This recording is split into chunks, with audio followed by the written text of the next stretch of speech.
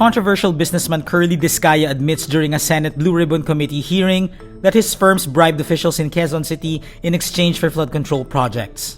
Deputy Majority Leader Risa Ontiveros questions Discaya on whether his companies were also paying off officials in Quezon City, similar to how they allegedly paid Department of Public Works and Highways officials to secure government contracts. So, Mr. Discaya, sinabi niyo po sa affidavit ninyo na hindi maiiwasan magbayad sa mga regional directors at district engineers ng DPWH para makakuha ng projects. Wow, no? Sabi nyo pa ay nagbabayad kayo ng from 10 to 25% sa DPWH.